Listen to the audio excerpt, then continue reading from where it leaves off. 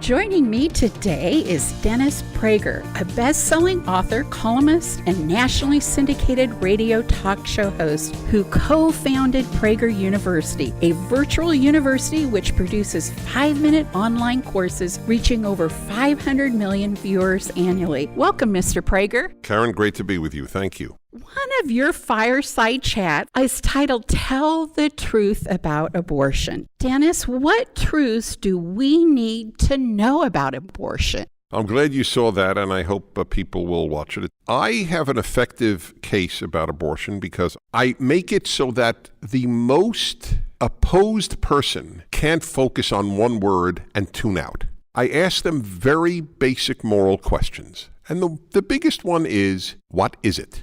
That's all. Is it a pimple? What is, call it unborn, call it human fetus, whatever term you wish to use, you choose the term. What is it? They don't have a coherent answer to it because the notion that if a mother wants it, it's infinitely precious and human, but if she doesn't want it, it doesn't have the status of a pimple, is morally absurd. It either has status or it doesn't have status. There's no thing in life where the whole moral worth of something is determined by one person. If I want it, then it is a human, and if I don't want it, it's an abscess. But to get people to think outside of the box, outside of religion, outside of government, outside of public policy, just trying to identify, just as you said, what is it? That's the question, and the argument a woman can do what she wants with her own body is completely legitimate. The problem is that this thing, fetus or unborn baby, whatever you want to call it, is not her body. It's in her body. So it's a false statement. Of course a woman could do what she wants with her own body. The question is, can she do what she wants with another body? And this transcends religion. Whenever people say, oh, it's only the religious who are against abortion, to which I then say, well, that's a pretty big compliment to the religious. Dennis, it is a compliment that religion or faith in God instills that every life has intrinsic value. In politics right now, infanticide is being discussed, and we've seen different states, celebrate that. Just looking at it from a societal standpoint, what is that impact if we embrace infanticide?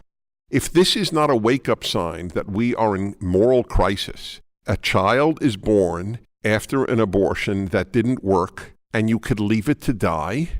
Everything that was said in justifying abortion at any point is no longer present. It's not her body, it's not in her body, it's not of her body, it's viable, it's outside the womb. Why is that worthy of life less than I am? What is the answer to that?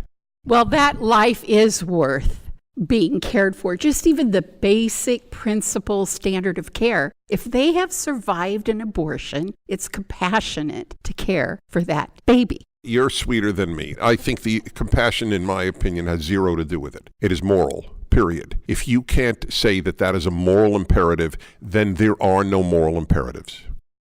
How do we help people understand, particularly as grandparents, as parents, the moral fiber and why it is so important? I have devoted my life to help make the case for Judeo-Christian values, and I have devoted my life to making the case for America and its distinctive values. The tragedy is that even people who hold these values don't know how to make the case for them. In closing, tell us about PragerU so we can learn how to transfer our values. I have told people with utter and total seriousness that if their high school graduate watched our 400 videos a few times, they're all 5 minutes, but they should be seen a few times. We change minds. If we don't change young people's minds, we will lose America, and we will lose the West. And that is the civil war that I think is taking place in America and the West today. Will we survive as what we were founded to be? Thank you for your time, Dennis, and I encourage our listeners to visit PragerU, subscribe to the online university. I actually have it text right to my phone. Follow you on Facebook, Twitter, and Instagram. Thank you, and God bless you for your efforts, Dennis. God bless you and all your efforts.